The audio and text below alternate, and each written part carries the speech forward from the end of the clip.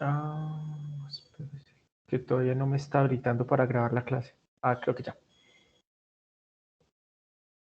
Bueno, resulta que lo que habíamos visto la clase pasada, bueno, hasta donde habíamos quedado, era básicamente un poco como los conceptos importantes que ahorita van a ver, digamos, como espero que le vean mucho sentido de lo que se ha visto. Se hizo, digamos, como en ese orden, porque ahorita, cuando veamos la parte computacional, vamos a ver de que hacen alusión a muchas, digamos, como a muchos conceptos que a nivel de los videos, pues digamos que creo que con los videos se aclaran, ¿cierto? Digamos que uno tiene como una mejor comprensión. Entonces, bueno, para esto, digamos, pues me voy a basar en, pues hay diferentes frameworks y todo eso, pues, pero en general, como en el fondo todos, en esencia, son muy parecidos, pues digamos, la forma como hacen el entrenamiento de las redes y todo eso, en el fondo es lo mismo, ¿cierto? Ya digamos que cambia un poquito como el tema de sintaxis. Pero entonces,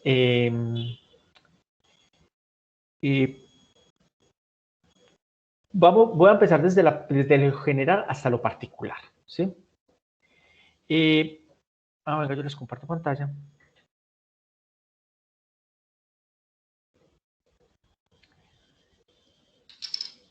Cuando nosotros queremos entrenar una red, habíamos hablado que se utiliza un método que se llama backpropagation, y para poder usar backpropagation necesitábamos, digamos, varios conceptos que son muy importantes, que es el concepto del gradiente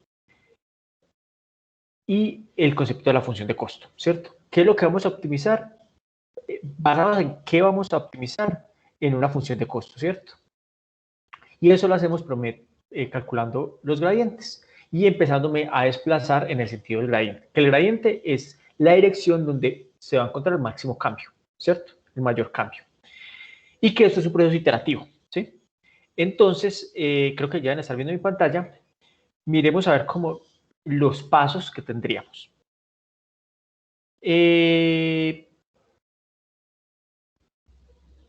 No sé si se acuerdan, digamos, cuando yo les mostré un poco el método del gradiente descendente, ¿qué es lo primero que se hacía? Como recapitulando un poco, como, cuáles eran como las partes que se tenían. No sé si de pronto se acuerdan.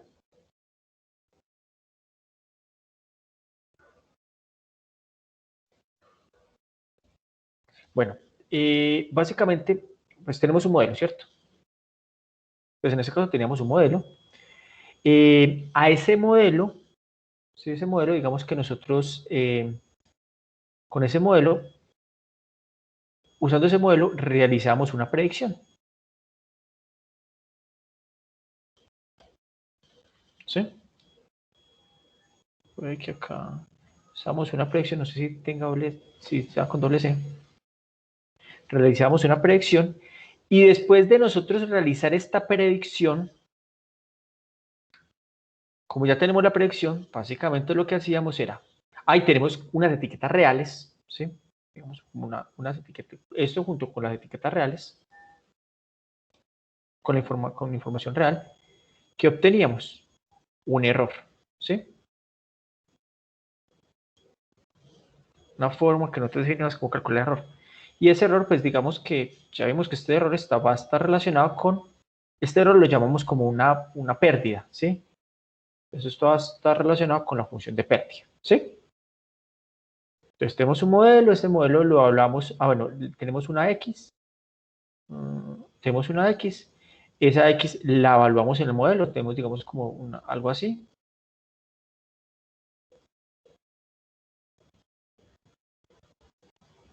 Básicamente este F es el modelo, ¿sí? Este X es el dato de entrada que está acá, y Y, digamos, es la salida. Entonces, esta salida va acá a la predicción, tenemos los datos reales, con eso calculamos el error, con eso encontramos, digamos, una pérdida, una función de pérdida. ¿Sí? Pues un valor, una escala que es el error, es como esa pérdida, ¿sí? La idea es minimizar esto, ¿sí? Entonces, la idea de esto es minimizar.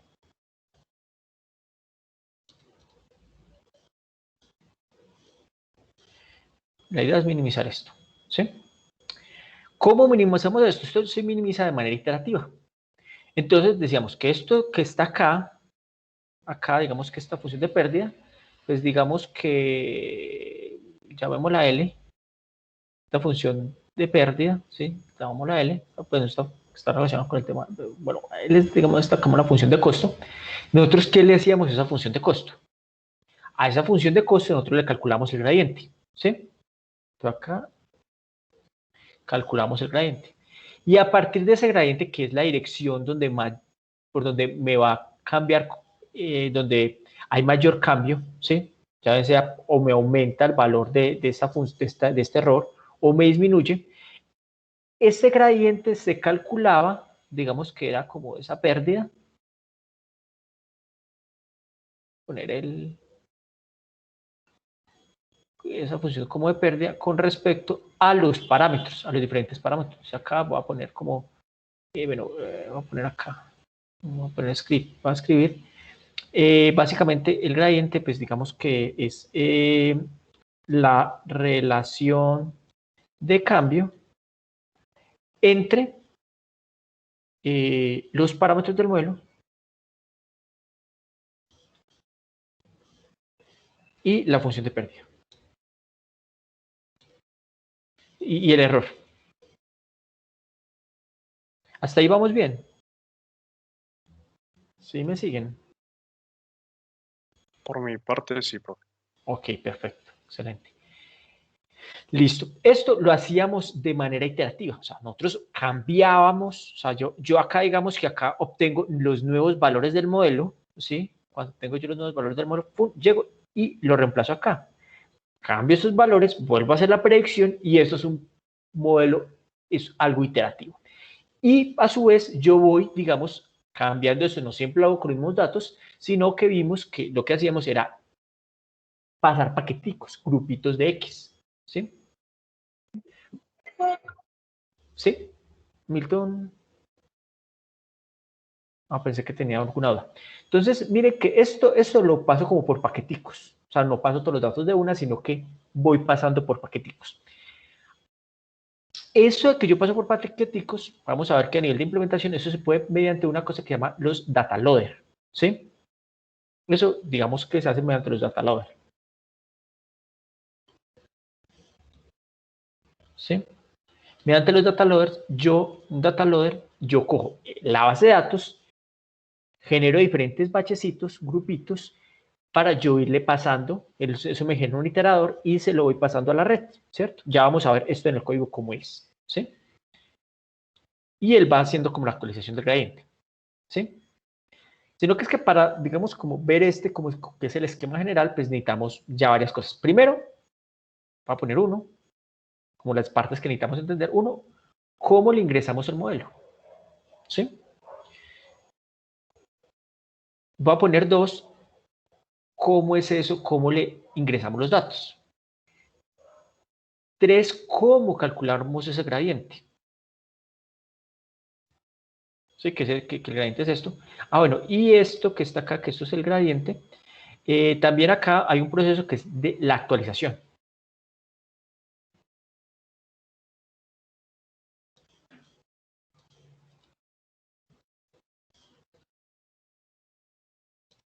¿Sí? La actualización de los parámetros del modelo. Entonces, esto lo voy a poner como un paso 4. La idea es como para, ese es el esquema general, como para ir desglosando de acuerdo como a la documentación que aparece en el paquete, ¿sí? Va a usar PyTorch, pero digamos que, como les digo, pues hay más opciones.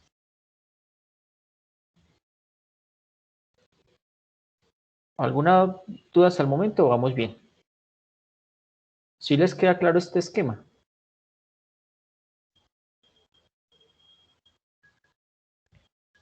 Bueno, entonces digamos que para Profe, qué esto, sí, pena. ¿Me repites, por favor, qué es eso del data loader? Que ok, eso no lo cogí ok. porque eso no lo vi en los videos, creo. Ah, Entonces, sí, no, eso es un concepto más como computacional. ok, ¿Se acuerda que en los videos sí, decíamos que para calcular el gradiente no lo vamos a calcular sobre toda la base de datos, sino sobre una partecita de la base de datos? sí, por ¿Sí? grupos. Por batches, sí, por Eso, grupitos, ¿sí? Por batch. esos batches. Entonces, yo tengo una base de datos, que ese es el dataset, Y yo cuando ese dataset lo parto en diferentes secciones para podérselo pasar al modelo, Okay. eso lo hago computacionalmente mediante, no sé si es como una función, un mecanismo que se llama data loader, que data Okay. es datos y loader cargar. Entonces, ¿cómo cargamos los datos al modelo? Entonces, eso se llama mediante el data loader, que automáticamente se encarga de fraccionar los batches. Entonces, ahorita vamos a ver que un data loader, una de las cosas que se especifica es el tamaño de los batches. Y él ya le paso la base de datos, los batches, y él se encarga él que me genera un iterador, que es un objeto pues en Python, un iterador, donde cada vez que él se va moviendo, digamos que voy pasando un batch diferente, ¿sí? Y digamos que esos batches se llenan de manera aleatoria, ¿sí? Ya miramos esta parte, pues, cuando voy a empezar como, Listo. les vamos a mostrar el esquema general, después cómo se genera el modelo, cómo se genera el data loader, cómo se calcula el gradiente y cómo se actualizan los parámetros del modelo, ¿sí? Bueno, entonces para eso,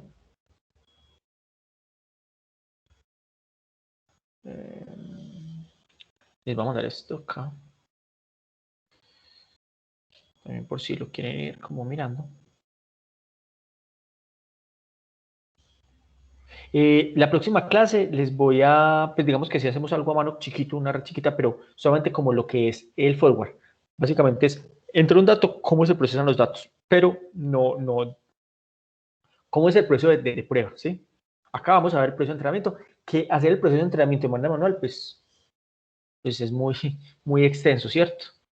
Entonces, sí lo enfocamos de manera computacional para que lo entiendan. Y ya, digamos, de manera manual, si calculamos, digamos, supongamos que ya tenemos un modelo entrenado, ¿cómo es la evaluación del modelo? ¿Sí? Cuando le entramos un nuevo dato. O sea, hacemos como una red chiquita, que así es como va a ser como el parcial. El parcial, el punto práctico es de eso. Yo les paso una red chiquita, vemos, eso lo veamos el lunes como diferentes tipos, como el CAPA y todo eso, cómo se calculan, algo muy sencillo, para que usted llene los valores. Pues, digamos, porque les tengo que evaluar eso de alguna manera, ¿cierto? Y esa fue como la que se me ha ocurrido, ¿sí? Bueno, entonces acá...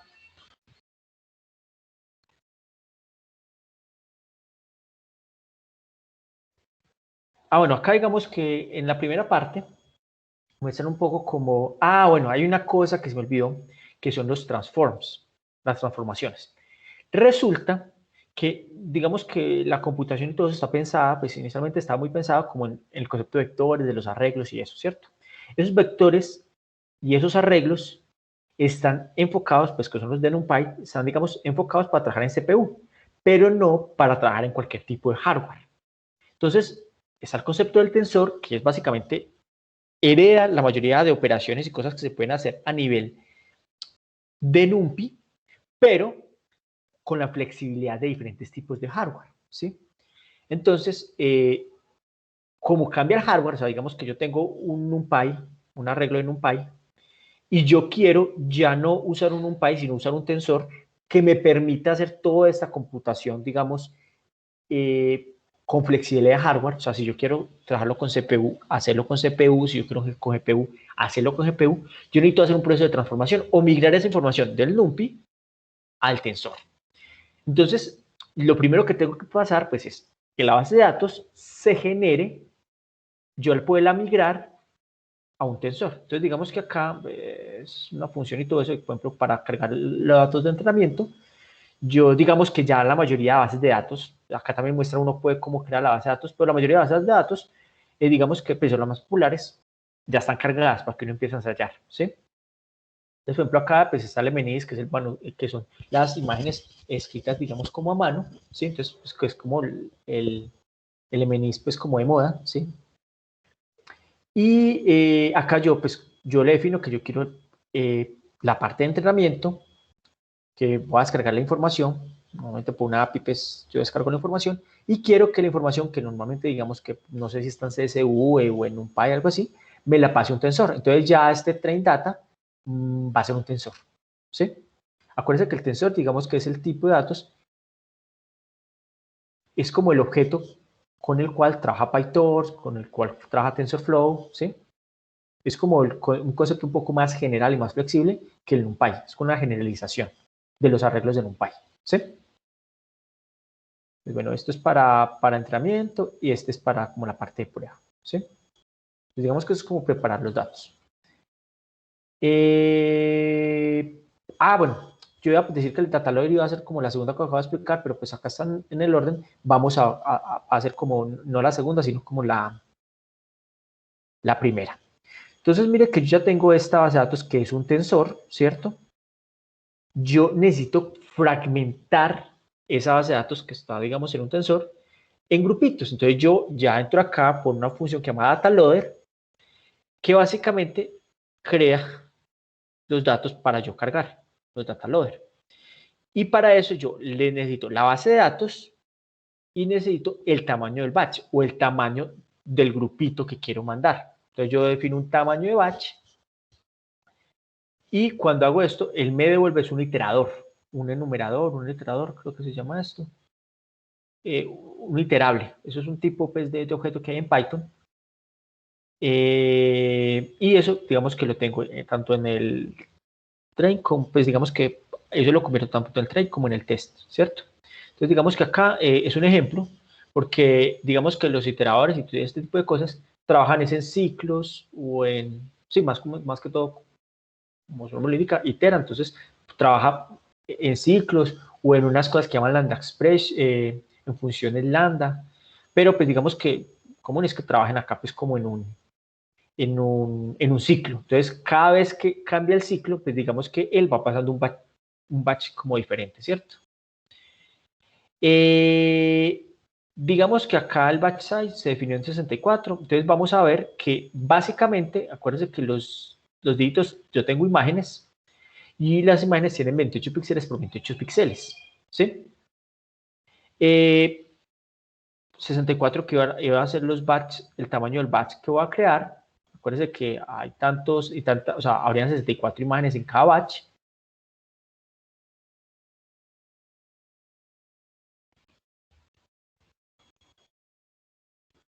Y este 1, o sea, ¿por qué es este 1? ¿Por qué creen que es este 1? Bueno, este 28, pues digamos que, acuérdense que una imagen es 28 píxeles por 28, ¿cierto?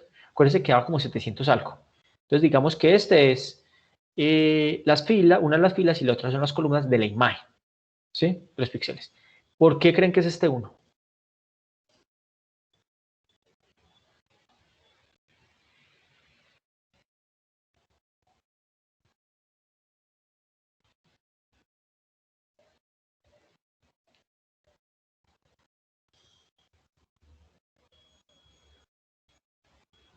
Ideas, escucho ideas, o ni idea, ¿qué puede ser este 1? Profe, no sé, a mí de pronto sea como para agrupar imágenes, entonces ahí pues están individuales, una imagen, pues una cada una, ok. No. ¿Cómo? ¿Ustedes vieron imágenes o no? Pues presenta imágenes, algo así. Profe, Sí. lo partamos, el 64 de arriba lo diste de forma aleatoria, fue el valor que le asignaron a él. Sí, Tiene que ser. no, ese es el de acá, que se definió acá, que es el batch, el tamaño del batch. ¿Ha visto, profe? Pero este 1, mire que nosotros en ningún momento definimos el 1. ¿Por qué creen que ese 1 viene pues de la base de datos? ¿Por qué ese 1? ¿Será el número que quiere, pues, que tienen esas imágenes o qué? Es que no entiendo.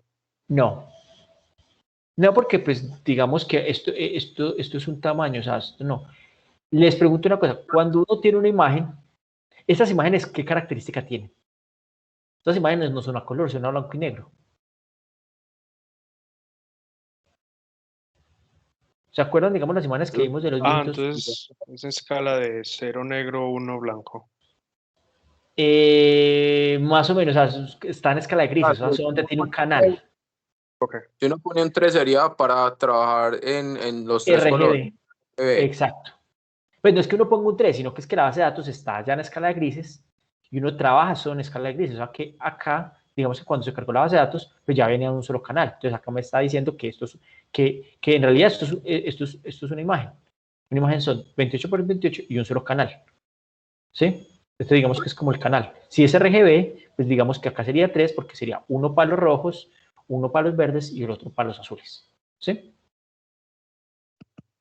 Y las etiquetas vienen por acá por el Y. Ahora, si ustedes quieren crear ya como el tipo de base de datos, algo así, ya ustedes van acá y acá ya explican con más profundidad. No, ahorita esperemos que cargue cómo es esto. Pues los datasets y los data loader. Igual esto la verdad, o sea, les soy sincero, digamos que en esta clase, pues, lo más seguro es que no alcanzo, digamos, como a abarcar todo. Esto tiene muchas cosas. Lo ideal es que ustedes se sienten y ya empiecen como a explorar. ¿Sí? Data loaders, esto de acá. Entonces acá muestran, digamos que explican, digamos, como más a detalle cómo se forman, como las imágenes, pues acá ya cómo se crean, pues, ¿sí? Vemos que porque acá lo que hacen es que descargan uno que ya está. ¿Sí? Ya digamos que entran con más a profundidad en esa parte. Yo pues no me voy a encasillar en esta sección, voy a seguir con lo que tiene que ver con el modelo. O sea, ya vimos acá la data loader, pues, o no sé si alguien tiene alguna pregunta al data loader. Y seguimos con lo que tiene que ver con el modelo.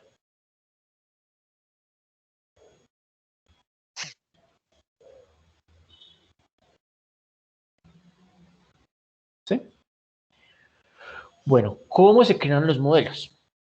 Bueno, yo acá le especifico como el tipo de dispositivo que voy a usar. ¿Sí?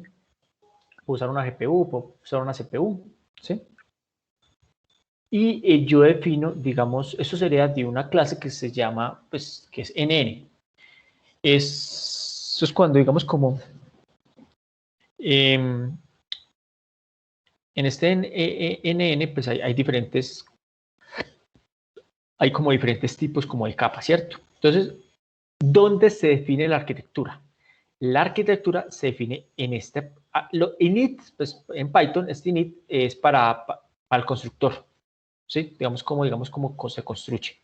Entonces acá tenemos que el init es una función que especifica. Nosotros definimos las capas de la red, acuérdense que una red tiene diferentes capas, la definimos en el init. Entonces acá que estamos creando. Bueno, está flat, ¿esto qué es? Resulta que yo la imagen no, yo tengo, digamos como la imagen es esto. Bueno, es de 28 por 28, pues no alcanzo a hacer los 28, puedo hacer así. Y resulta que flatten es que voy a coger cada uno de estos, entonces cojo como cada fila, cada fila, sí, y la empiezo como a aplanar. O sea, esta parte de acá la coloco acá, esta segunda la pongo acá. Entonces como que concateno todas, entonces como que hago un proceso de aplanado. Eso se conoce como flatten. Pues no sé bien cuál es la traducción, pero es como aplanar. Cojo esto, claro que esto es de 28 por 28, en este caso pues esta base de datos, cuando yo lo aplano esto me da 700 algo, que no me acuerdo cuánto es. ¿Cuánto es 28 por 28? Eso aparecía en el video. 784. Ok, gracias. Bueno, yo iba a sacar la calculadora. Entonces, listo. Entonces, digamos que pasé de 28 por 28.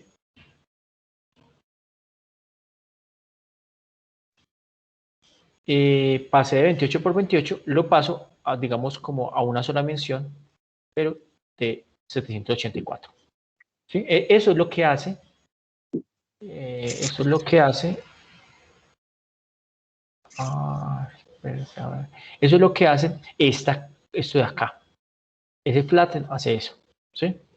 Como que aplana para yo poder ingresar los datos, ¿sí? Y después yo sí, pues ya que sé cómo ingresar los datos, ya empiezo a hacer como una secuencia donde voy ubicando las capas que hay. Esto es una capa lineal, ¿sí? Esto es una capa lineal, digamos que está densamente conectadas, todas las neuronas se conectan con todas, y después de que sale cada una de estas neuronas y todo eso, es una operación punto, es un producto punto, ¿sí? Donde yo, digamos que acá hay un determinado número de pesos, y después sale una función de activación relo. Después vuelve a entrar a una capa lineal, ¿sí?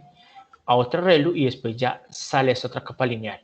Esta capa lineal de acá le entran 512. Bueno, esta de acá le entran 700 y pico, 784, y coge la 784 y la transforma en una salida de 512. O sea que como que le entra 784, después de que pasa esa capa de la red, queda en 512, pasa la ReLU y digamos que después le entro a 512 y salen 512. Entonces estas son capas ocultas. Sale la ReLU y después, ¿qué hace? Coge las 512 y después bota, me devuelve una de 10. ¿Por qué es esta de 10? Esta de 10 porque, en este caso, es porque tengo yo 10 dígitos. 0, 1, 2, 3, 4, 5, 6, 7, 8, 9. ¿Sí? Estos van a dar valores que son, tenemos valores como entre 0 y 1. ¿Sí? Bueno, o no necesariamente valores entre 0 y 1. Pues depende cómo esté la red. Valores, creo que si es un arreglo, creo que sí dan valores positivos por la forma de la función de activación. Pero digamos que normalmente después de esto, uno entra y hace una cosa que se llama una softmax, una capa softmax. Esa capa, yo creo que la vamos a tratar, pues no sé si pronto ahorita nos queda tiempo, le muestro cómo es, o si no, el lunes la miramos pues matemáticamente, es muy sencilla, con unos Euler y todo eso, no estoy mal, sí, y digamos que eso me garantiza de que todas las salidas están entre 0 y 1 y la suma de todas sea igual a 1. Entonces digamos que eso ya uno lo asocia con una probabilidad, ¿sí? Que acá también se podría asociar, acá digamos que más que una probabilidad uno podría coger el valor más alto y asignárselo a un valor, y asignárselo, digamos, a una clase determinada, ¿sí? Listo, digamos que acá estoy definiendo como la arquitectura de la red, el forward, digamos, es como le entran los datos, ¿sí?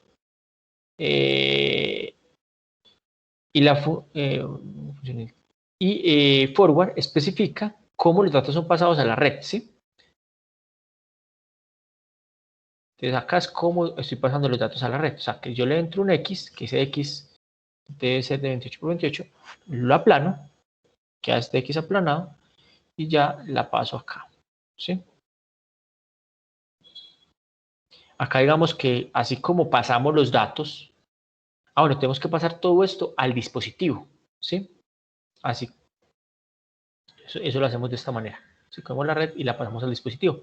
Digamos, como normalmente emplea el dispositivo pues una GPU, tenemos que copiar esa información para que él esté cierto. Cuando imprimimos, digamos, el modelo, pues me va a mostrar todas las capas que tiene pues el modelo. Pues ya.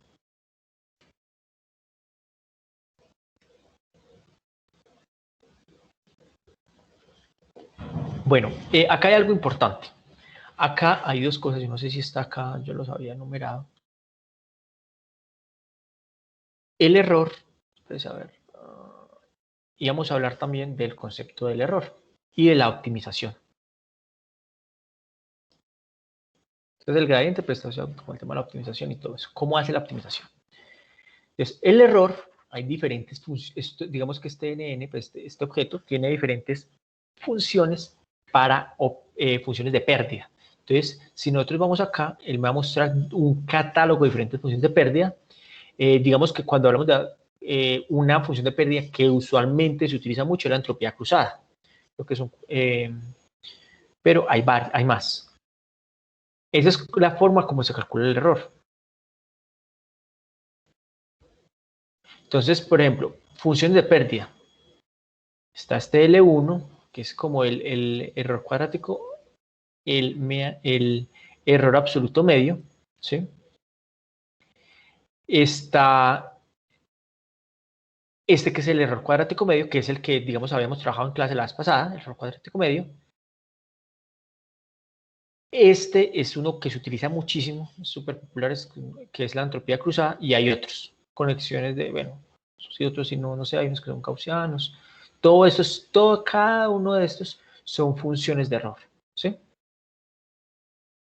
¿De qué depende? Pues del problema y el tipo de datos que tengamos, cuál usar, ¿sí? Ya tocaría pues como mirar. Son formas de calcular el error. Listo. Bueno, acá también explican como diferentes capas, digamos, a nivel de visión, porque las capas que se utilizan para procesar visión son diferentes, por ejemplo, a las que se utilizan para procesar audio, para procesar texto, ¿sí? Por ejemplo, en visión, vamos ahorita también voy a sacar un espacito para hablar un poco del concepto de las convolucionales, Entonces acá hay como algunas capas interesantes, pues como capas de visión, bueno, y hay otras cosas.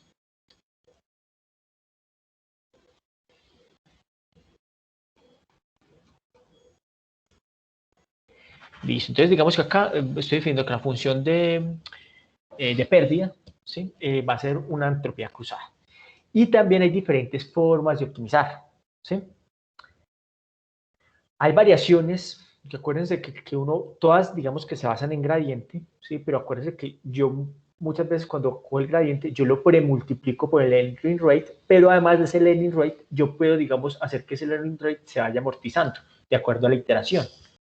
Entonces, hay una serie como de ajustecitos finos que se le dan a esa forma como al gradiente descendente y hay diferentes tipos de optimizadores. Entonces, uno de los más populares es uno que llama Adam. Pues ahí vamos a ver, creo que de pronto aparecen nombres como Adam, como Momentum. Vamos que pues ya, por ejemplo, el Adam, el SGD que es el método de gradiente descendente, Adam, que pues este es el Adam.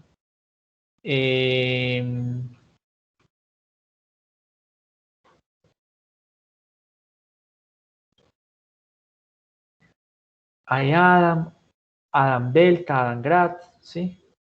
Adam Max, todo esto son, este también es muy popular. Este es el que hemos visto, que es el gradiente descendente estocástico. Estocástico es porque se calcula sobre algunos datos, no sobre todos. Acuérdense que cuando pasamos un batch, en realidad no estamos calculando el gradiente sobre todos los datos, sino sobre ese grupito chiquito. Y eso me permite, digamos, ser más eficiente computacionalmente, ¿sí? También a esto hay una variación de este que le agrega una cosa que se llama momentum, entonces también le puedo habilitar pues, como el momento, ¿sí? Bueno, esto se lo iba a mostrar, pero ya que está acá puede ser interesante. O no sé si mostrárselos acá, espérense. Se lo voy a mostrar acá, pero igual es parecido a lo que está acá también, ¿sí? Entonces, ¿cómo es el proceso de entrenamiento? Digamos que lo que tenemos acá, esto que les muestro acá, es el proceso de entrenamiento de la red. Pero mirándolo, si lo miramos a nivel de código,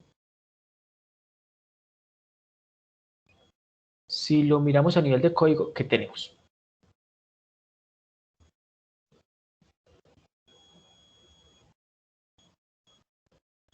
Bueno, le tengo que pasar el data loader, que es básicamente la base de datos que está por batch. Tengo que especificarle cómo, la función de cómo yo calculo ese error, cómo es la forma de optimizar, que optimizar está asociado, digamos, como a la actualización de esos valores, y el modelo. En el modelo que está, la red, ¿sí? Entonces yo en el modelo está la red. Listo, entonces digamos que para eso, pues digamos que yo tengo como este batch, estos valores, así como la red, yo se la debo pasar al dispositivo cuando pase el modelo. También tengo que pasar cada uno de los batches, de los grupitos. Acuérdense que, por ejemplo, cuando yo trabajo con una tarjeta gráfica, la tarjeta gráfica, para temas de velocidad y todo eso, tiene su propia RAM, que de hecho es más rápida. Por ejemplo, esa que no sé si habéis visto que es como DR5 o algo así. Entonces, muchas veces una tarjeta de RAM tiene por ejemplo, hay las últimas, pues, digamos como de gaming y todo eso, y que son, digamos, medianamente asequibles. Hablan de 4 o 8 gigas de memoria, ¿sí? Entonces, digamos que acá estoy pasando esos circuitos, digamos que yo lo paso al dispositivo. Tengo que exportar la información. Entonces, dependiendo pues, de la red que vaya a tener, el volumen de los datos, cuando exporto ese batch determinado, pues va a depender del tamaño del batch, que si digamos que la tarjeta gráfica que tenga, sí me lo soporte y que no se vaya a quedar, digamos, como corta, ¿cierto? Hay, en algunos casos puedo tener modelos muy grandes que tienen muchos datos donde yo no puedo hacer esto. Entonces, a veces no es muy digamos que no queda como tan opcional yo decir, no, es que yo quiero usar un batch más grande. No, si la tarjeta gráfica le da, pues sí lo puedo usar, si no, no. ¿Sí? Entonces, digamos que eso podría ser también otro criterio. Yo tengo entonces el X, que son los datos, ya son las etiquetas, y yo necesito hacer la predicción, que es básicamente lo que yo les decía acá. Yo tengo, acá estoy calculando la predicción, entonces hago la predicción, pero además tengo los Y, que son los valores reales. Y con eso, a partir de la función de pérdida que yo le ingreso acá al sistema, que como les digo, yo puedo escoger hay diferentes opciones de funciones de pérdida, él me calcula como este error, esta función de pérdida, que es lo que se comentaba acá. Entonces la idea es minimizar esta función de pérdida, pues esa pérdida, pues ese error, ¿sí? Entonces, ¿qué es lo que hacemos? Bueno, hacemos el método, eso cómo hacemos, digamos, cómo optimizamos esa función de pérdida. Lo hacemos mediante backpropagation. Y para eso, el optimizador, que básicamente es el que me dice qué tanto me mueve y en qué dirección, yo pues acá como que pongo el gradiente en 0 para que no, o sea, cada vez que yo hago el gradiente, con eso hago a ver, los gradientes los calculo acá. Cuando yo hago los puntos backward, ahorita vamos a ver cómo es este proceso, digamos que nos adentramos con esa parte, no que este es el esquema general, lo estoy calculando acá. Yo acá calculo el gradiente y acá yo me muevo en la dirección de ese gradiente. Cuando yo calculo acá este gradiente, él cambia y yo en la otra iteración tengo que cambiar ese gradiente para que como acá lo estoy recalculando, para que no quede con el movimiento de la dirección anterior. Entonces acá siempre como que lo reinicio, pues lo reseteo, vuelvo a calcular el gradiente y acá hago el proceso. Este proceso de acá, este paso, es la actualización que yo hago. Entonces, calculo el gradiente, meto el 3 y hago el proceso de actualización del modelo. Entonces, miren que lo que yo les explico acá, que es el proceso de entrenamiento, así es como se hace a nivel computacional. ¿Sí? Les pregunto, ¿hay alguna duda hasta ese momento? Ya ahorita vamos a ver cómo funciona el método, cómo es la parte del cálculo del gradiente. ¿Alguna inquietud?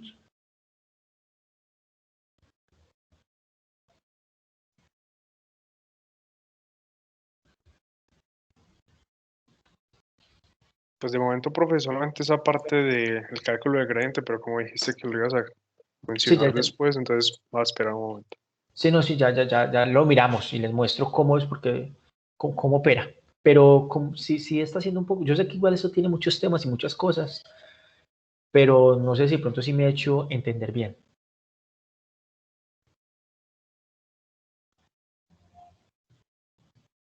Pues yo ahí de momento le entendí un poco, pues Sí, no, pues igual ya toca ahí sentarse voy, y pero sí, empezar como exacto. a revisar, sí, pues Ahí en la línea donde está los backward y el optimizer step. ¿Qué? Perdón. La partecita donde está lo de los backward. Ah, Pues sí, yo ya.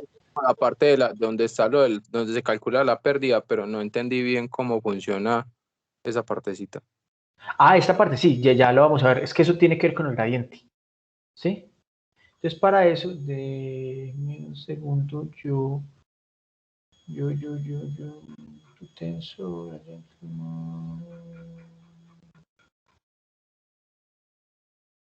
les tengo que hablar sobre el método que se llama autograd, cómo se calculan esos gradientes. Pero espérense que estoy mirando, es que de eso hay como diferentes. Ah, bueno, hay una cosa que me parece muy interesante para que ustedes pues también lo pueden mirar acá, pero para que ustedes, digamos, sigan esto como paso a paso, que no es que ustedes tengan que copiar esto, sino que ustedes le dan acá a Run Collab, le dan clic acá y eso, ahí mismo les crea el Jupyter para que ustedes puedan correr esto paso a paso. Digamos que esa página, pum, yo acá puedo empezar a correr. Ah, bueno, tengo que correrse primero. Y él va corriendo, digamos, como yo puedo seguir como paso a paso, pues con la documentación, cómo yo puedo como seguir lo que se va haciendo, ¿sí? Tenemos acá el proceso de cargado de datos, puedo, digamos, imprimir los datos si yo quiero, acá vemos que ahí los va descargando y los va convirtiendo.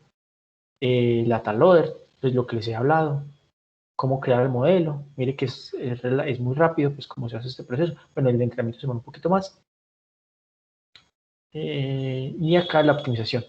Este se debería demorar un poquito más, ¿sí? Bueno, mejorámoslo a ver. Entonces acá empiezan a generar lo que son las épocas y ya después de que esté entrenado, ¿cómo hacemos el proceso de test? ¿Sí? Ven, lo corro rápido. Ah, bueno, ¿y cómo se guardan los modelos? Bueno, pero entonces vamos a enfocarnos ahorita a lo que tiene que ver con Autograd.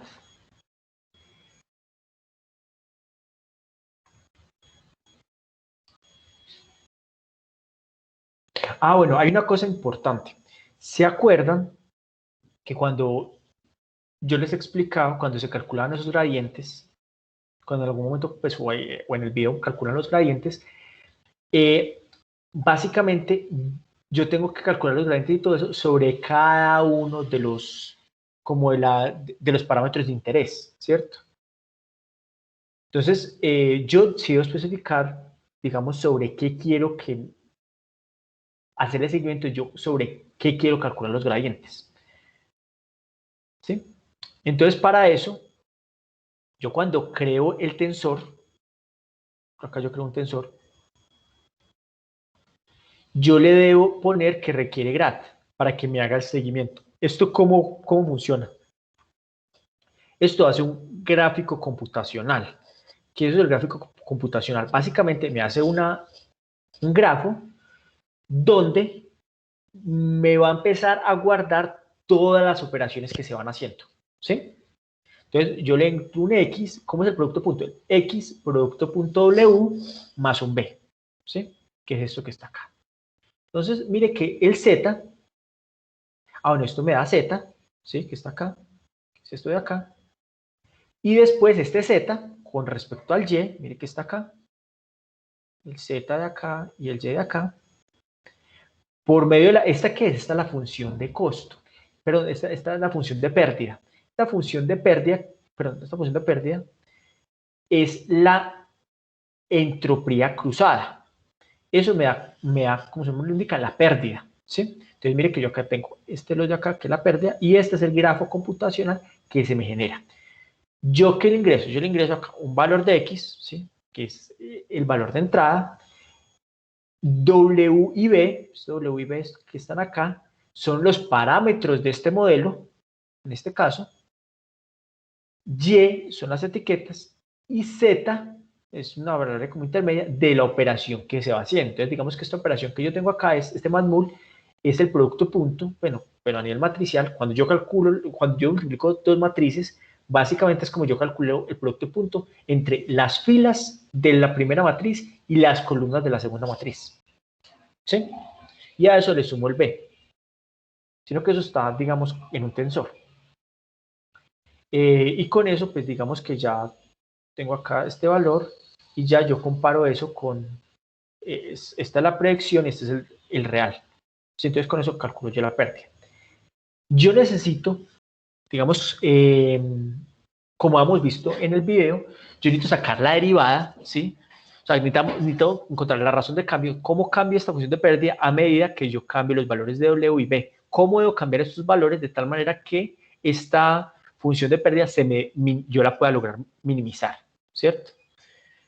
Entonces, este es el grafo computacional que se hacen. Acá, como los nombres lo indican, son los parámetros que yo necesito ajustar en la red. Estos son los datos de entrada. Este es el dato de entrada y estas son las etiquetas reales. ¿Sí? Y básicamente está la predicción. Predicción, cómo calcula la posición de pérdida. ¿Claro esta parte? ¿O hay alguna duda?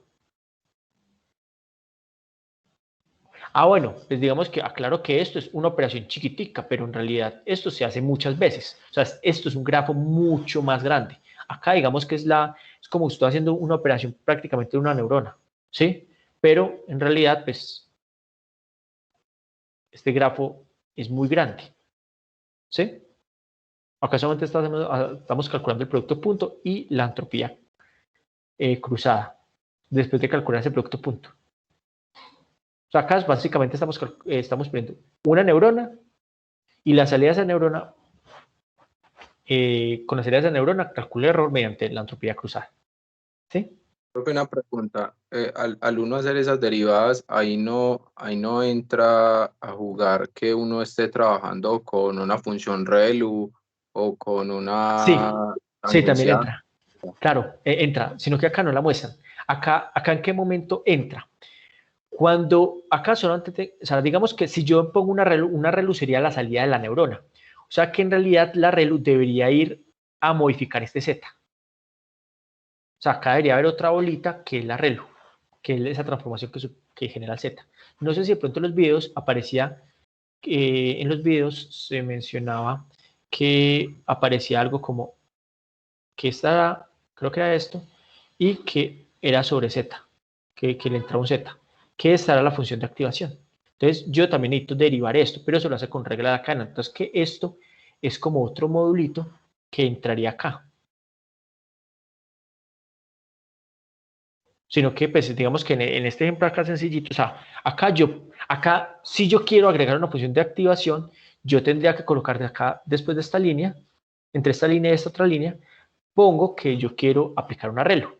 Entonces pongo nn.relu o algo así y le ingreso el z y ese valor que me da ahí, yo lo ingreso ya acá. Pero entonces le hice la trazabilidad de las operaciones que voy haciendo. ¿Claro o no? Bueno, sí, sino que acá pues como tratar como simplificar el ejemplo, pues, no le pusieron, no le hicieron como esta neurona sin reactivación, ¿sí? Bueno, y yo acá, yo puedo mirar, por ejemplo, cuál es el gradiente. Pues, hagamos una cosa, corrámoslo en Colab. Miremoslo.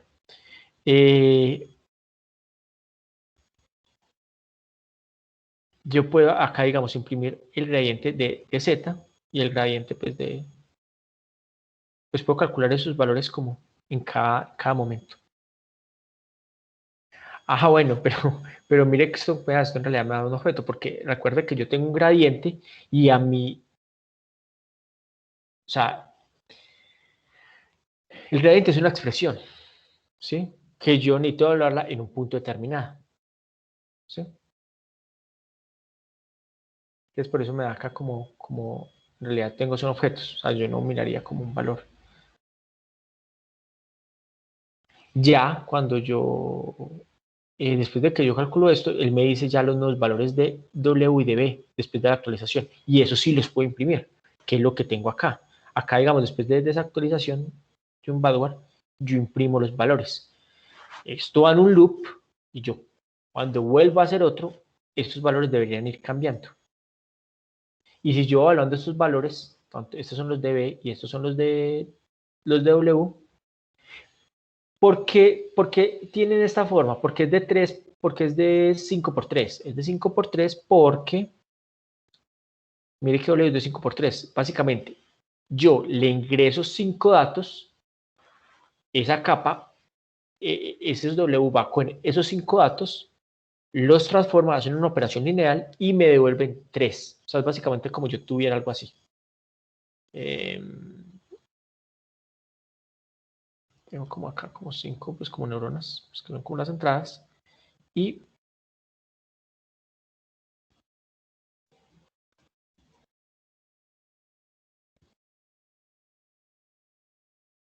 bueno, pero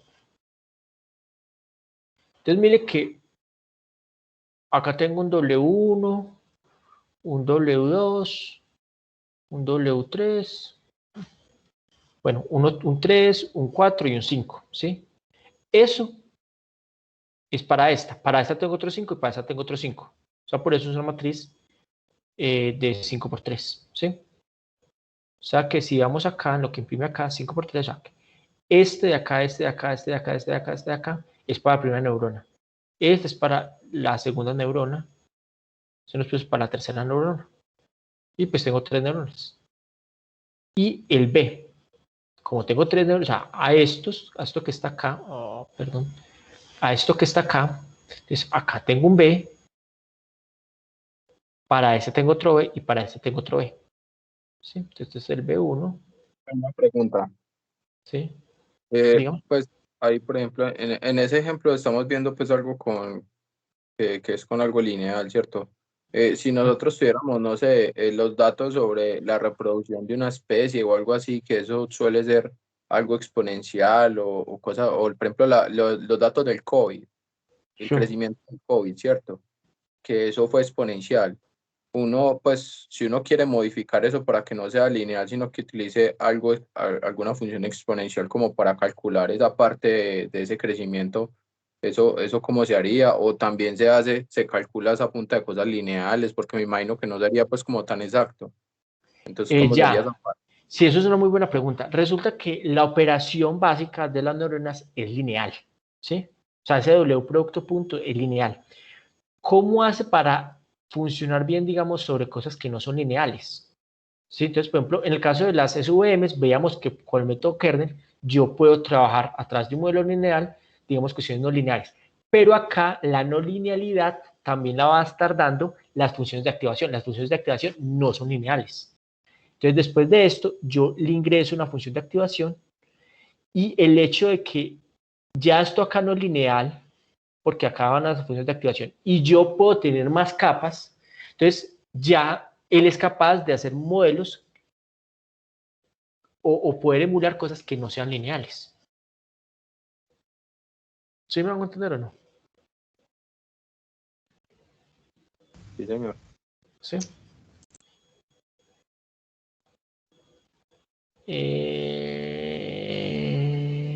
¿Dónde está yo acá? Profe, o sea que, por ejemplo, en el caso por ejemplo, los datos del COVID, ahí la técnica estaría en escoger una función, pues ya sea la sigmoide o una rel o lo que sea, pero una función como acorde a esos datos que tenemos, ¿o qué? Pero no necesariamente, porque es que acuérdense que como cada capa va haciendo su transformación, yo por medio de varias transformaciones, digamos así, lineal y con las funciones de activación, yo puedo hacer modelo, pero no es que yo le diga, no, le voy a poner una función de activación que es exponencial, no necesariamente, ¿sí? O sea, porque como le digo, o sea, varias capas, el hecho de que yo ya voy poniendo diferentes capas que son lineales, ya el modelo es capaz de representarme, digamos, de hacer como internamente, digamos, representar o para fraccionar el espacio en cuestiones que no son lineales. Ah, bueno, pero hay que aclarar otra cosa. Depende del tipo de tarea. Digamos que lo que usted me dice del COVID, yo de pronto entiendo que a lo que usted se refiere, digamos, si yo quiero predecir, digamos, la cantidad de contagios o no. O cuando me dice Sí, COVID, pero normalmente eso de cantidad del contagio no se utiliza tanto redes para el tema del COVID, sino que sí utilizan unos modelos que se llaman, ¿cómo es que llaman esos? Eso se hace, pero pues el estado del arte de eso son con sistemas dinámicos. Entonces son ecuaciones diferenciales. Esas ecuaciones diferenciales, hay una que se llama CIFIR, creo que es, que tiene que ver con recuperados. Espérense, yo le CIFIR, que son los modelos que se utilizan para eso. Que no me acuerdo. Recuperados, infectados,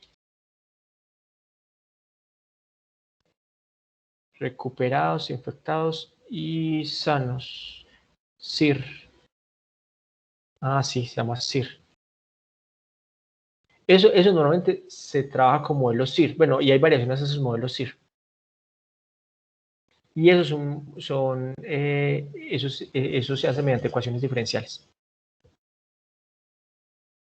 Así es que estudian las pandemias. Sino que hay algunos patrones que uno también le puede ingresar temas como de movilidad y ese tipo de cosas. De hecho, hay muchos papers que hacen eso como para modelar eso. Hay uno que es como movilidad de las personas, pero son modelos CIR. El modelo básico para hacer eso se llama modelo CIR.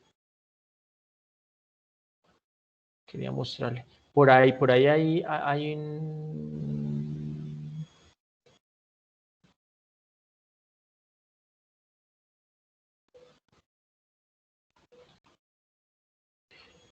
Bueno, por ahí, si uno busca ese modelo, pues se les va a copiar acá. Pues si ya les da curiosidad, son modelos CIR. Sanos, infectados y recuperados. Son las siglas. Entonces ya, digamos que así es que se trabaja más que todo. ¿Sí?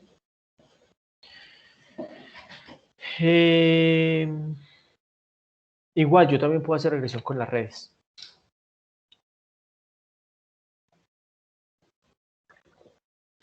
O sea, el tema es que las redes es más como una filosofía, como una metodología, que uno la puede utilizar para muchísimas cosas. Sí, por eso digamos que también trato como de mostrar un poco como la esencia para que ustedes vean el potencial de la red y ya es un tema como tener creatividad y todo eso para ver uno como la arma, ¿sí? Por eso les estoy explicando cómo es el proceso de optimización, cómo es. Porque de hecho uno también puede proponer capas. puede proponer funciones de activación. Básicamente, cuando uno hace uno le puede especificar cómo es la derivada. ¿Sí? Bueno, no, pero yo tenía... Espérense, yo vi una cosa. Es que no encuentro. ¿Qué es? Yo pensaba, yo tenía por acá. Bueno, voy a cerrar esto, que es que ya tengo varias. No, este no es el tutorial que se me hizo.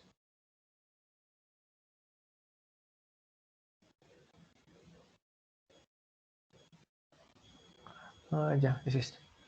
Se me ha perdido. No, este no es. Perdón.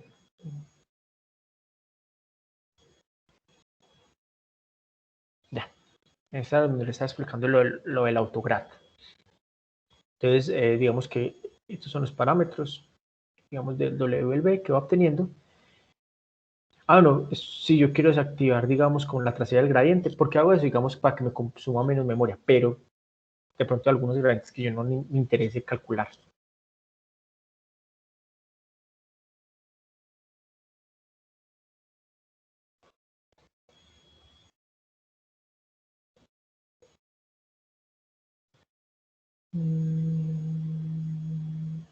Bueno, acá voy a explicar un poco más de eso. Bueno. Los gradientes del tensor, bueno, ¿se acuerdan qué es una matriz jacobiana?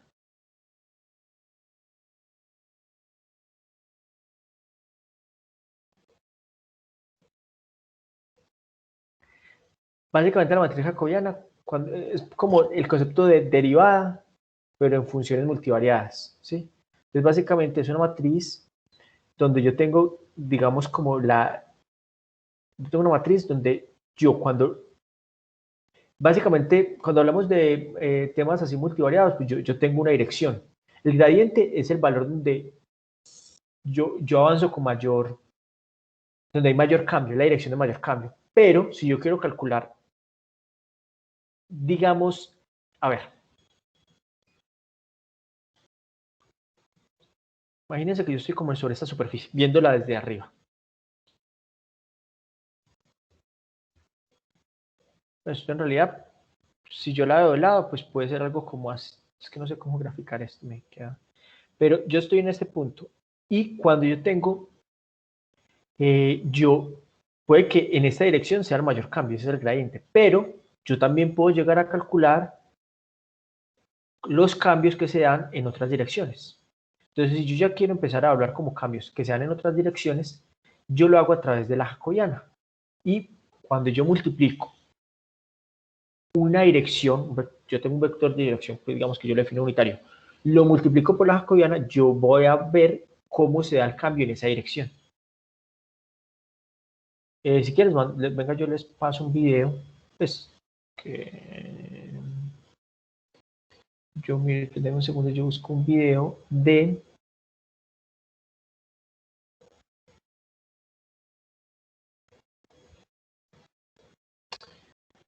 digamos, se llaman derivadas direccionales. ¿Sí? Mire que al final, si uno puede analizar muchas cosas de esas matemáticas que uno dice, bueno, que en algún momento uno se la explicaron y uno decía, bueno, ¿y eso como por qué o para qué y todo eso? Mire que acá uno empieza a ver como la aplicación de todas esas matemáticas. O no sé, pues, pues para uno entender las cosas a profundidad, las matemáticas son súper importantes. No sé si de pronto han notado eso.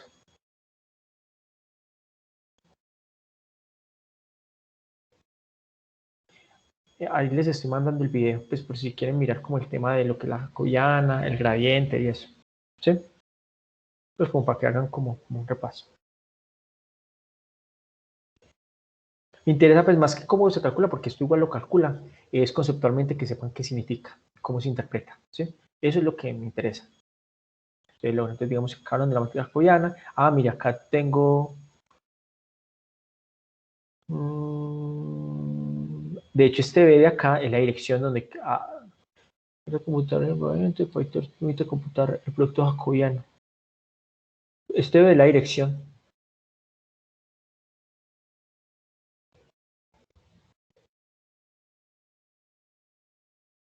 Acá muestran un poco cómo es.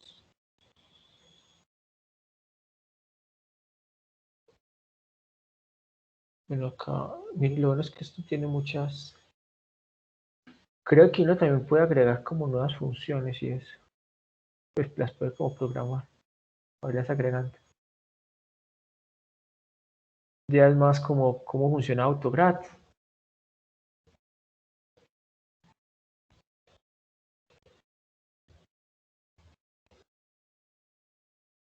Lo bueno es que eso también está pensado, es que esos paquetes son súper poderosos.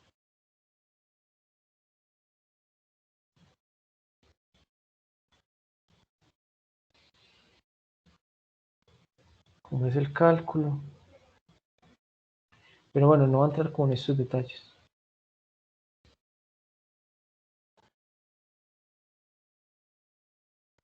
Les voy a mandar igual eso por si ya después con más tiempo lo quieren como revisar.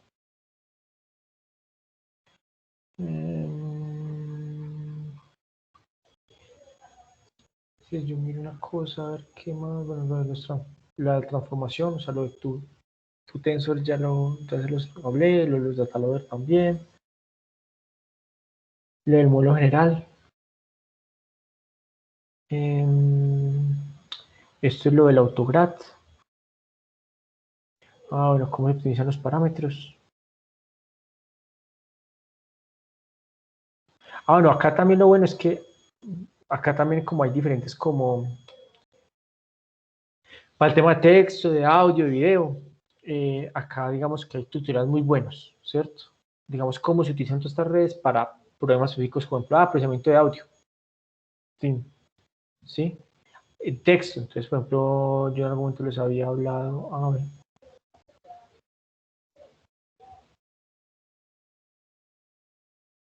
Como las diferentes redes que se utilizan para ese tipo de cosas. Ya, si ustedes quieren como extender o generar más cosas para PyTorch, si lo quieren agregar, pues ya eso sí es por optimización, se hace a nivel de C. Los modelos de optimización.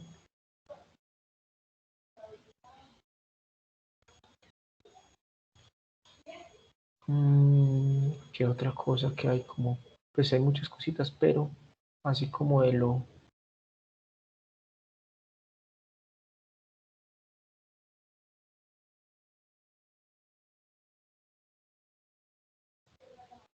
Bueno, los hiperparámetros que yo les había comentado. Igual eso ahorita lo vamos a ver en el libro.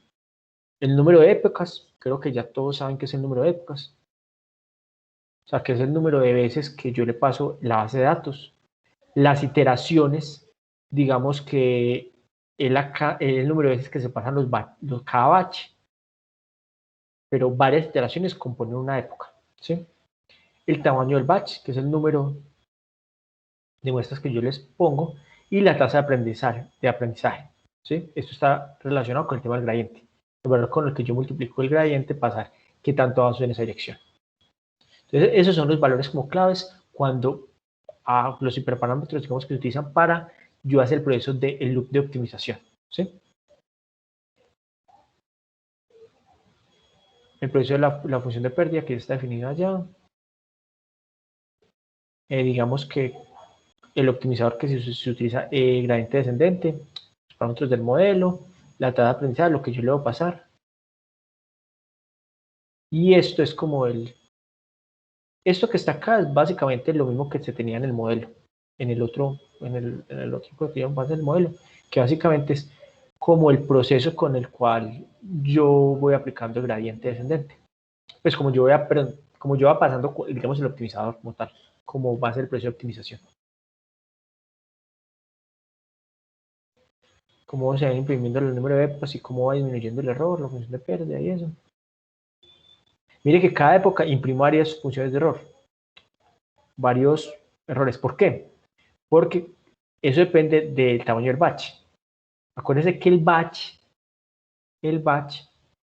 yo con la base de datos lo parto en diferentes batches y cada uno de esos es lo que se reporta cuando se evalúa un batch en específico. Cuando yo evalúo todos los batches de la base de datos y le vuelvo a pasar la misma base de datos, pero ya pues digamos como en desorden, cambiando los batches, el cambio yo de época. Entonces la idea es que cada vez el error se vaya disminuyendo y el accuracy vaya subiendo. Entonces acá tengo 63, acá mire que subió a 64, acá sube a 65. El problema es que si yo utilizo muchas épocas esto se va subiendo, pero digamos que este accuracy o este error, bueno, o el error, es el inverso de la accuracy, que voy obteniendo es el error de entrenamiento. Entonces, errores de entrenamiento muy bajitos, si yo tengo muchas épocas, se pueden traducir en sobreentrenamiento. Entonces, también es muy importante evaluar también con respecto al conjunto de prueba para evitar, digamos, problemas de sobreentrenamiento. Yo tengo una pregunta. Sí. Es con respecto a a la parte de los resultados, a la Y. Sí.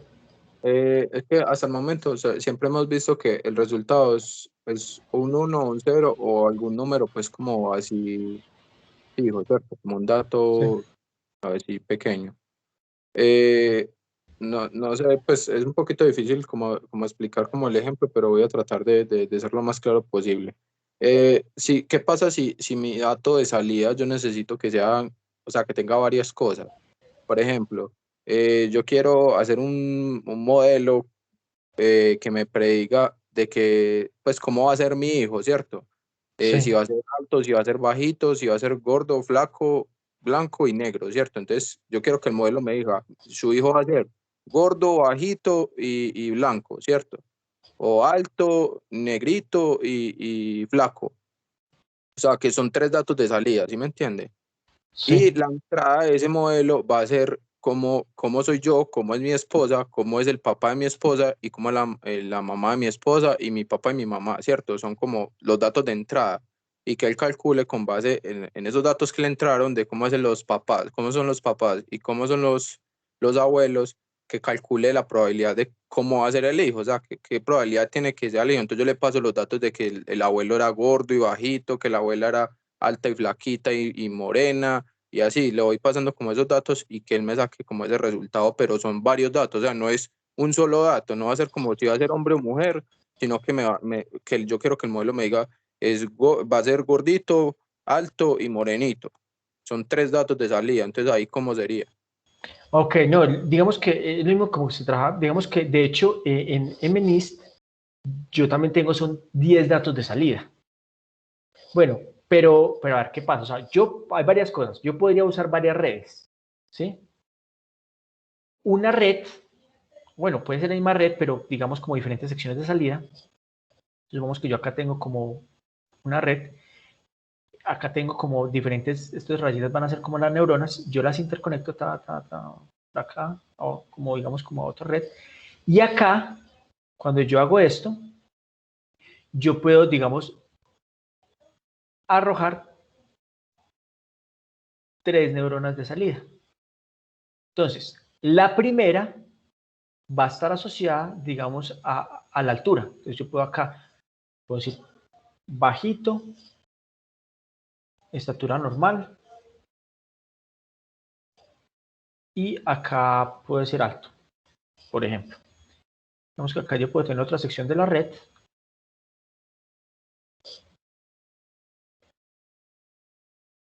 donde digamos que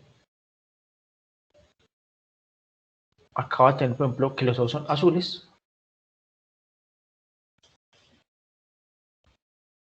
Acá va a tener ojos cafés, no sé, ojos verdes, ¿sí? Pero además también puedo tener, por ejemplo, color del pelo. Entonces puedo acá, digamos, tener yo, no sé, o no, o digamos como con textura. Yo acá puedo decir que va a ser delgado, normal, pues, con textura normal. Acá, por ejemplo, que es gordo. ¿Sí? Entonces miren que esto básicamente es parecido como lo que yo tengo con MNIST, que como la etiqueta sería, por ejemplo, yo con qué compararía. Supongamos que yo ya tengo la información que me dice el compañero, pues de información, digamos, puede ser genética, ni siquiera mencionar, sino como ya algo más complejo, pues digamos como alguna información genética, pero también debo yo contar con las etiquetas, necesito saber cómo nacieron ciertos niños, ¿cierto? Entonces, si es bajito, pues digamos que, ¿cómo se va a representar? Pues esto básicamente yo espero que acá tengan 1, 0 y 0, porque es bajito. Ah, que tuvo ojos verdes, entonces yo espero algo así. Entonces, claro, esta red me va a dar, digamos, ciertos valores, ¿sí? Valores aquí, no sé, acá, como lo mismo que me dice. Por ejemplo, acá me puede dar 0.7, esta me podría dar, por ejemplo, yo que sé, 0,3, 0,2, por acá me puede dar 0,1, y yo con eso empezar a computar el error con respecto a estas etiquetas. Ahora, después de que pasa eso, lo mismo que MNIST, digamos que yo me quedo con alguna de estas opciones. ¿Con qué opción? Con la que tenga el valor más alto. Entonces, digamos que acá esta opción me dio, pues después de que estás entrenado, supongamos que bueno, este para entrenamiento, ¿cómo deberían ser las etiquetas? Pero después de que está entrenado, es posible que yo diga, bueno, esta de acá me da 0.7, entonces que ya sé que acá la salida es bajito. Acá digo bajito. Acá puedo tener diferentes redes, uno como para cada atributo, o puedo tener como una red que tenga como, sino que acá sí serían como mejor diferentes redes porque porque la función de optimización la tengo que hacer para cada una de estas. Ahora, yo podría hacer una función de optimización combinada, ¿sí? Pero entonces ahí ya me toca definir cómo calculo el error, ¿sí? El error puede ser el promedio de estos valores, ¿sí? Digamos del error a nivel de la altura de la persona, el error a nivel de los ojos, el error a nivel del tema delgado, y yo puedo proponer puede ser, digamos, yo cómo voy a calcular esa función para calcular el error, y si quiero puedo ponderar que ciertos atributos tengan mayor peso entre esa función de pérdida que yo quiero hacer, ¿sí? Por eso es que digamos que hay diferentes tipos de funciones de pérdida, porque pues hay unas que por ejemplo trabajan sobre valores categóricas, hay otras que trabajan porque yo también la función de pérdida la puedo hacer comparando no sobre estos valores tomándolos como continuos, porque no es que este valor sea 1.0, sino que lo puedo tomar como un atributo como tal, y acá también que las salidas de eso sean como un atributo, y ahí, cuando son dos datos categóricos, hay otros, por ejemplo, distancias y cosas, por ejemplo, la de Jacquard, hay diferentes formas como yo calculo esto. Lo importante es que si no están montados, yo sepa cómo derivarlas para agregarle ese módulo o ese componente, digamos, a la red. No sé si con eso me haga entender. En un caso de estos, así como ese que le estoy poniendo, digamos que a nosotros nos contrató un laboratorio no sé, esos de pruebas de sangre y esas cosas para este trabajo.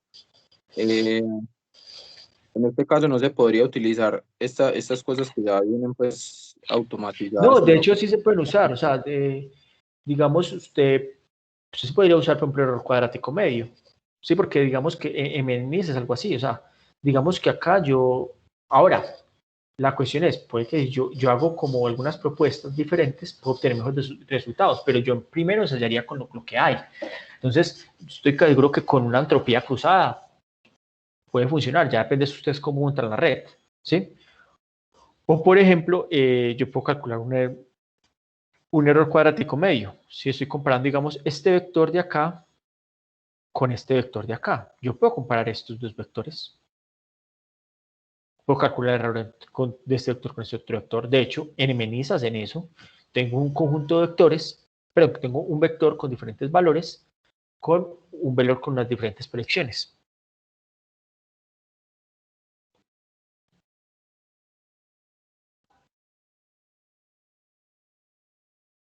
Y acá, pues digamos con la información de entrada. ¿Sí? Sino que ya tocaría, pues, bueno, ensayar y también como tener como datos de calidad y mucha información. ¿Sí?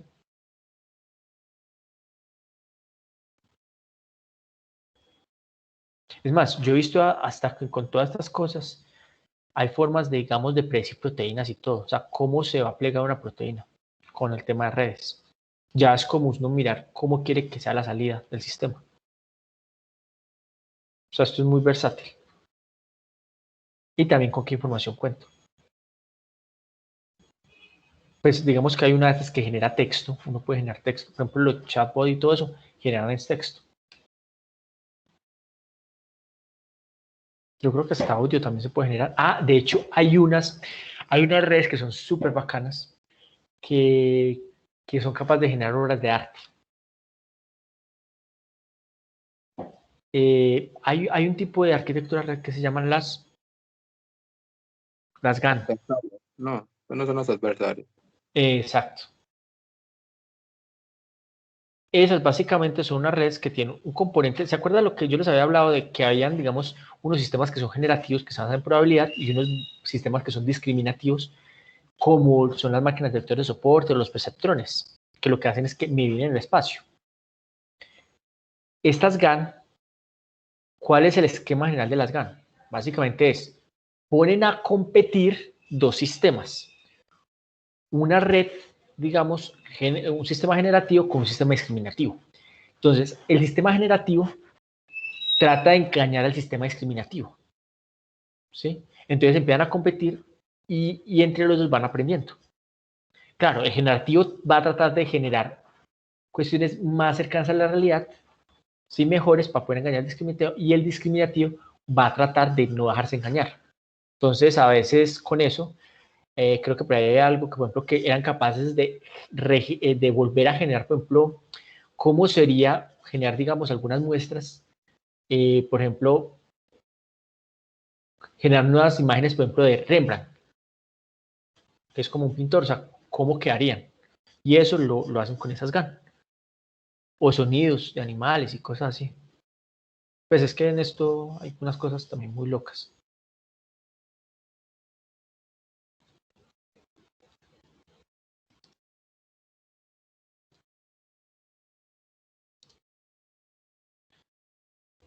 Sí, profe, por ejemplo, lo de generar un sonido, ahí aplicaría lo que yo estoy preguntando, pues como que la salida, porque un sonido no es un 1 o un 0, un sonido son varias, pues, varios datos. Sí, digamos una imagen también son varios datos, pero digamos Entonces, que cada neurona puede representar una fracción de la información de los datos. O sea, si es un sonido, o sea digamos que si como...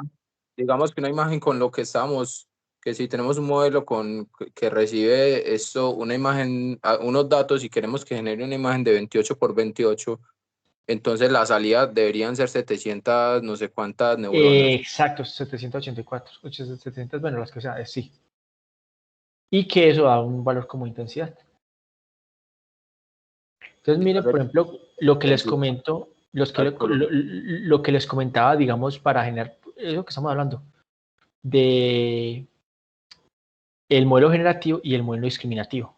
¿Sí? Entonces, digamos, el generativo va a generar como imágenes mentira, el discriminativo va a tratar de saber cuál es cuál es una imagen real y cuál es mentira. Estas son las reales, ¿sí? Digamos que ya él debería discriminar.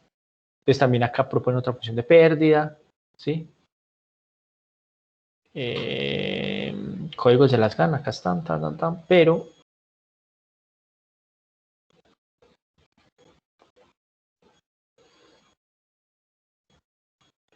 quiero mostrarles. Es más, si quieren, les voy a mandar este link.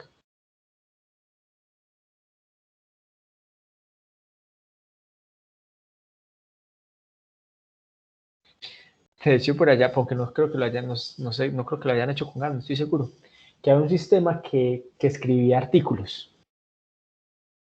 Imagínense, de Mistral, un sistema para escribir artículos. Y resulta que esos artículos, pues, que fueron hechos por un computador, los sometieron a algunas conferencias y los aceptaron. Entonces ellos piden donaciones para poder exponer los artículos que el sistema automáticamente había generado y que pasaron en algunas conferencias. Entonces, eso cuando salió la noticia, pues dejaba muy mal para a ciertas conferencias. ¿Cómo así? ¿Cuál es el tipo de revisión que se le está dando a ciertas cosas cuando pasa algo que se genera de manera automática? A generar hasta resultados y todo. Yo quiero ver. Es que este internet se demora mucho con cargar.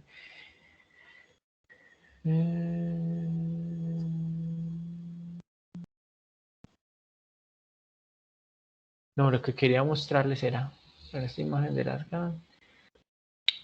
Pero es que hay unas cosas que...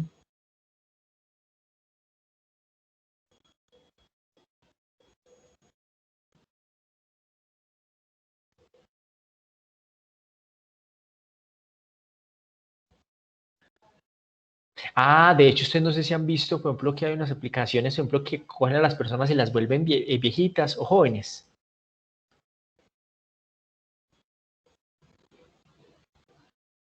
Que se han vuelto populares. Funcionan también con estas GAN.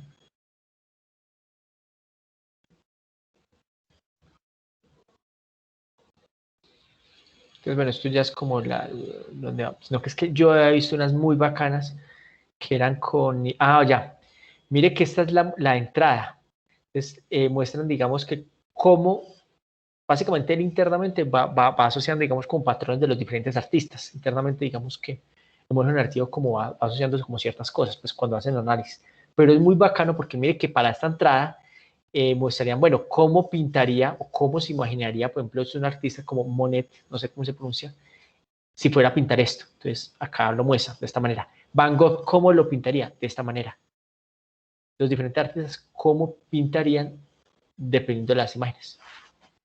Entonces, pues, es una cosa que uno dice una locura, no. Como traer a la vida, digamos,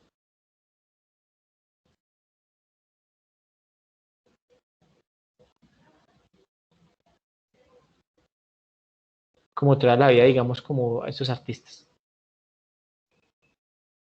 Profe, ¿usted creería que esto reemplazaría el arte de alguna forma?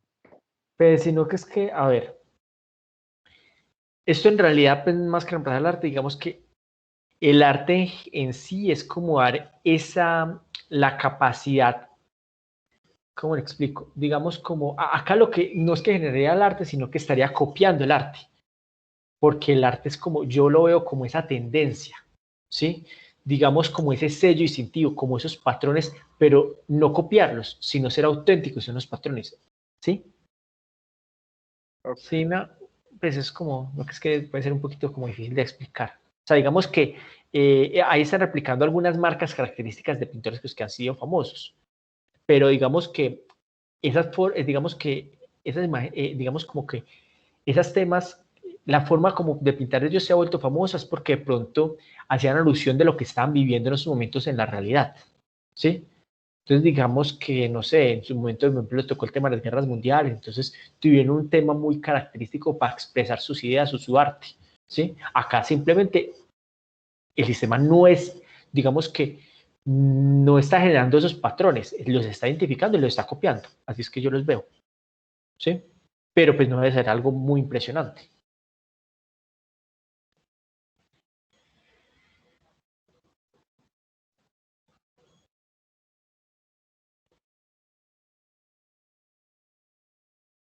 Por eso es que dicen que esto cambia, pues, que esto es un tema como es disruptivo, cambia todo.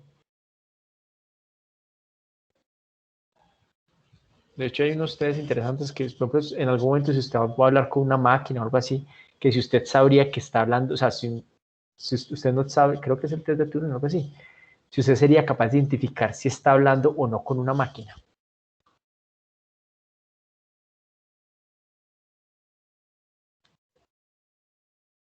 Cuando usted, por ejemplo, está con el, que en algún momento después va a haber un chatbot y puede que al final usted ya, pues, que esto puede mejorar tanto que al final usted ya quedando, venga, ¿será que yo estoy hablando con alguna persona real o con un sistema? O que uno esté seguro que está hablando con una persona y en realidad era un sistema que ha aprendido tanto o ha aprendido, no es que cuando digo aprendo es que digamos que trata de replicar patrones, identifica patrones y da una respuesta guiado digamos como la experiencia o la información que ha adquirido a partir de todo el sistema de entrenamiento. Y claro, entre más datos hayan y todo eso, se va a pulir más el sistema.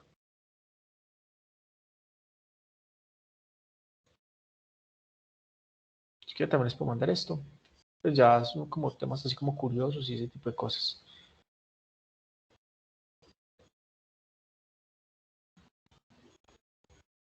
Bueno, con respecto a lo que hemos visto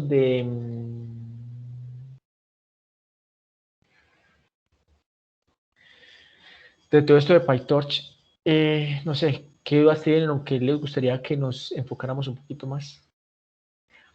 Mire lo interesante, ahora que pongo a analizar, yo no había caído en cuenta de esto. Mire que esta gente desde PyTorch recomiendan, mire los videos que recomiendan. Yo no me había dado cuenta, no me había percatado de esto. Los videos que yo les mandé, imagínense cómo serán de bacanos esos videos que los recomiendan hasta los mismos de PyTorch. Solo que recomiendan los de inglés. Solo los que les mandé son los de español. No sé si hayan de pronto más videos en inglés.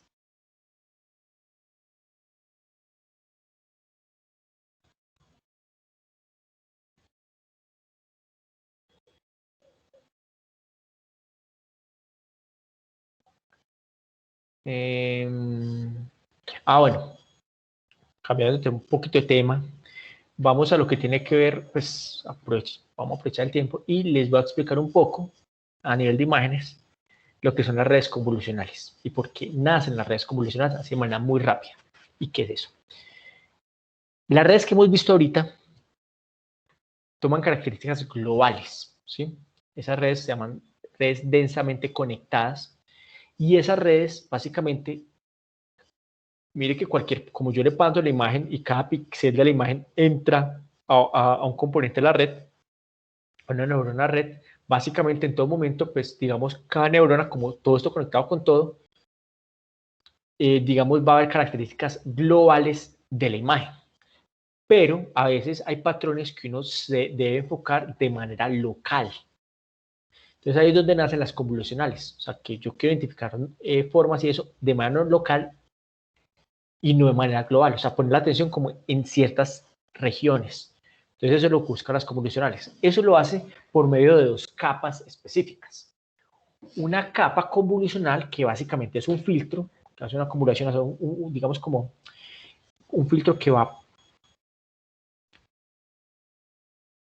digamos que va aplicando una operación, la va pasando a lo largo como de todos los píxeles de la imagen, ¿sí? Hace como una máscara y la va corriendo. Y hay otra que se llama una capa de pooling. Esta esta imagen es muy buena, pero no sé por qué no cargó. Yo igual yo les mandé esto.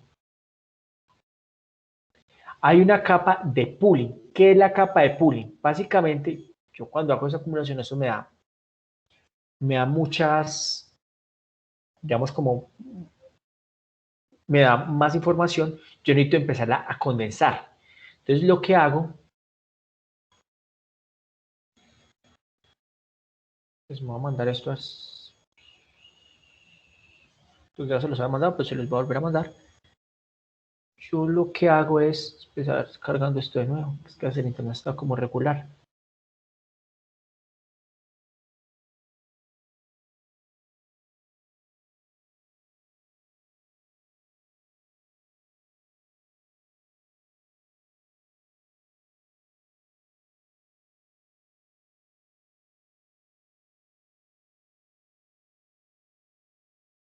Ya.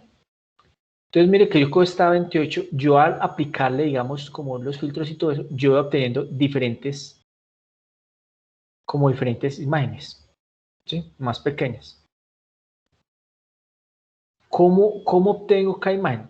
Yo defino, digamos que esta es la imagen de entrada, y yo empiezo a tener, digamos, como esta es la máscara que yo voy a aplicar, o el filtro que yo voy a aplicar, esto digamos que es como una matriz que yo le doy diferentes pesos, como para resaltar ciertas cosas, y lo empiezo a aplicar sobre esta imagen. Entonces, claro, cuando yo lo aplico sobre esta imagen, yo voy a obtener diferentes valores, pues como se me pierden los bordes, ¿sí? Porque como tengo que arrancar, pues digamos que se me están perdiendo, básicamente son 4, o sea, como 4, como los bordecitos, porque digamos que este primer valor que está acá, o sea, yo cada cosito lo voy corriendo.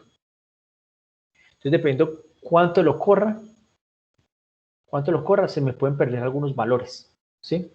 Y con eso, pues, genero, digamos, paso a la otra capa. Eso es una capa, esa es la capa convolucional, donde yo defino, digamos, como esa matriz, esa máscara que lo va a pasar. Eso es una operación. yo puedo aplicar diferentes filtros y por cada filtro, pues digamos, como tendría como nuevas valores como imágenes, ¿cierto? Pero yo puedo, para empezar a condensar esto, yo empiezo a hacer lo que es una operación que se llama pooling. ¿Pooling qué es? Que yo cojo un conjunto, digamos como una seccioncita, y sobre eso yo puedo sacar, digamos, por ejemplo, de una casilla de, por ejemplo, 2x2, que tiene 4 píxeles, yo puedo sacar solamente uno. Entonces yo puedo tener diferentes criterios para hacer ese pooling, que es como esa reducción. Yo de esos 4 píxeles puedo tomar el más grande. Entonces cuando hago eso, se llama max pooling. Yo puedo promediar el valor de los píxeles y eso se conoce como la average pooling o también puede ser mini pooling. Normalmente se utiliza max pooling y average pooling, ¿sí? Entonces, claro, esto reduce, dependiendo de qué tan grande sea, digamos, esta sección de acá, yo va a reducir la imagen más o menos, ¿sí? Entonces, si yo tengo acá, esto de acá es más grande, pues digamos que voy a reducir aún más la imagen. Ya no va a pasar de 24 a 2, sino que me puede pasar de 24 a 8, ¿sí?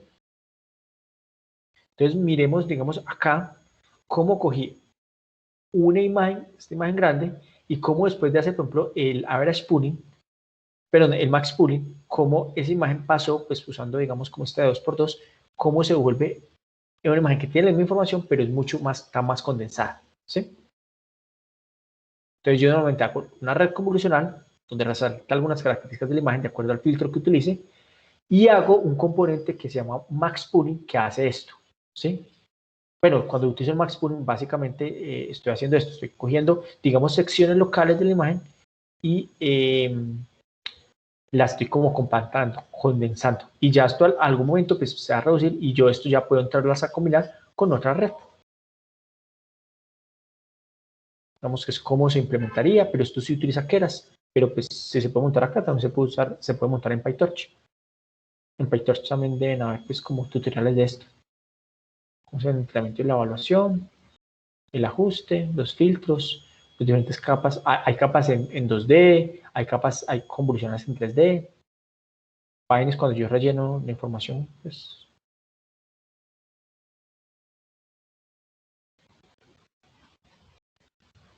ya, eso es como lo que les quería mostrar el día de hoy. Digamos así como de manera muy general, ya el lunes miraríamos ya digamos como el proceso de test, cómo se hace como de manera particular. Vamos a tener una red con unos valores, una red chiquita con unos valores determinados. Yo le ingreso los datos y mirar cómo son las operaciones que se hacen internamente, ¿sí? De manera como manual, que la hagamos entre todos, como para que esto quede un poco como más, como para sentarla más, ¿sí? No sé qué dudas tengan, cómo les pareció, digamos, como la clase.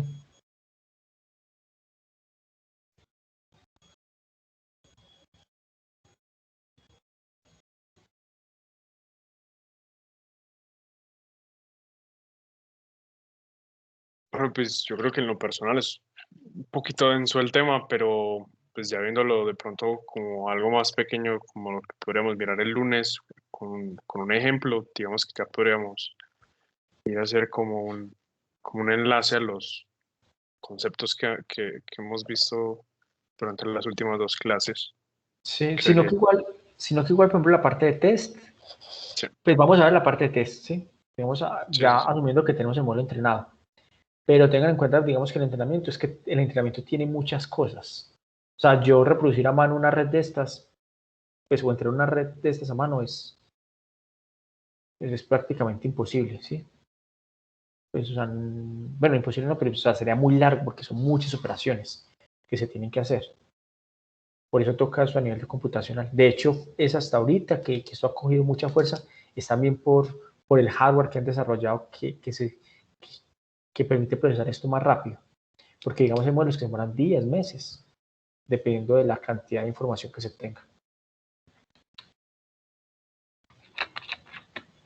Pero creo que a nivel general, pues con lo que hemos visto, con lo que les he comentado, creo que aspiro pues que tengan como una visión de ya un poco más clara, que es una red neuronal, cómo funciona, los alcances que tiene.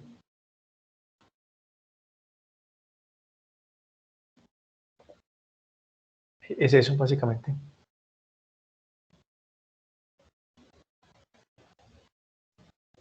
Igual, pues yo creo que ahí les dejo como buena cantidad como de link y todo eso para que ustedes sigan, digamos, profundizando con todas estas críticas que hemos visto, pues creo que muchos, digamos, que también les interesará esto, quizás por temas de trabajo eh, o por temas personales, si quieren hacer un proyecto, pues, digamos, determinado, como es el compañero, me gustaría, después de que de pronto puedan adquirir ciertos datos y ciertas cosas, generar un modelo o algo así. Y que de pronto le vean como cuestiones comerciales, pues que de pronto vean que le puedan ver como que pueda ser una idea comercial, ¿sí? Que vayan puliendo y van sacando cosas. Eso sería. No sé, alguna otra inquietud que tengan.